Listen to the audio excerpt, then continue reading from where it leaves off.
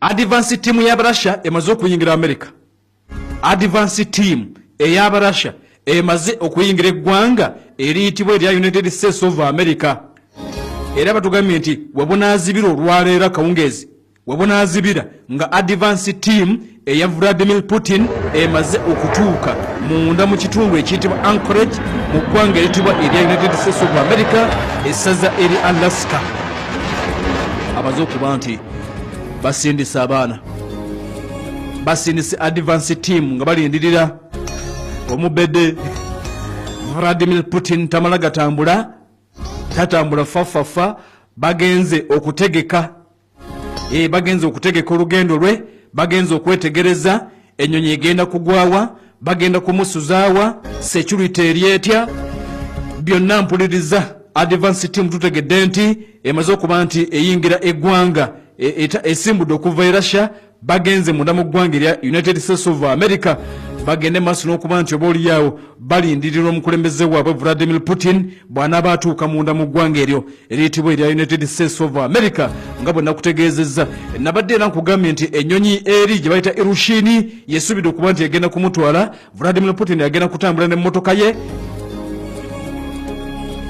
era gye bayita Aurus Senati n'enteekateeka endala. Nagambye nti abaana ab'ekitunga ekiyitibwa FPS Federal Protective Service eky'eggwanga erya Russia nabo basuubiddwa okubeera nti bagenda kubeera mu security yonna. America yategeezezza oba ge twafunye gategeezezza nti security bagenda kugibeeramu babiri. Ekitongole ekiyitibwa Security Service ekikuuma omukulembeze eggwanga lya America bagenda kibeeramu ate era n'abakuuma Putin bennyini bagenda kibeeramu bali aba FPS.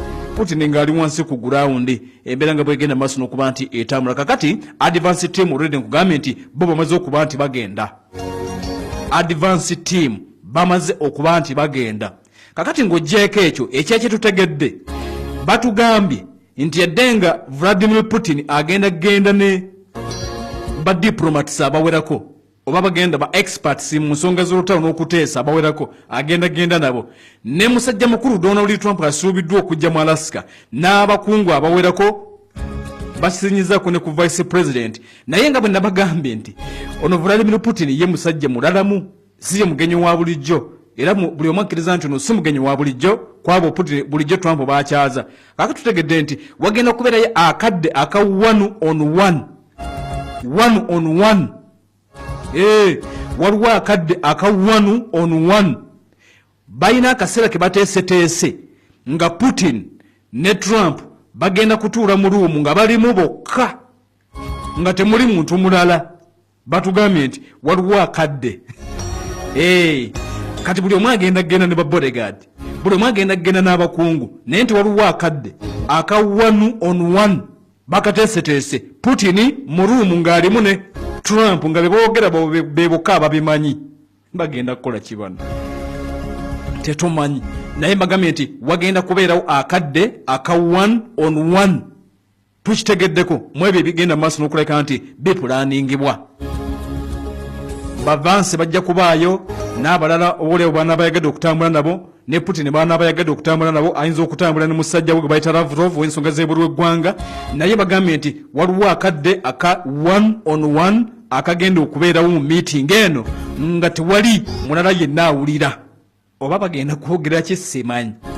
Kakati ekirala nga meeting tennatuuka wabaddewo essimu kati advance team ya Russia bagambye nti egenze naye era wabaddewo essimu ekubiddwa tiimu ya Russia ne ya America boogerezaganyizaamu essimu ebadde wakati wa minisita Sergei Lavrov bagenda maaso n'okulabika nti bapulaninga meeting kubanga bino nga bwe nabagambye nti si bya bulijjo America tikyetaaga preparation zino zonna nti bakole kino ate simaaso oketwogeremu bino birala.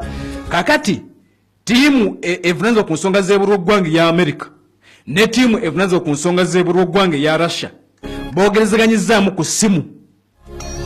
Sergei Lavrov minisita nsonga z'ebweru w'eggwanga agambye nti bagenze maaso n'okuba nti boogeddemu nti side zombi baogeddemu balabe kigenda kubeera kitya.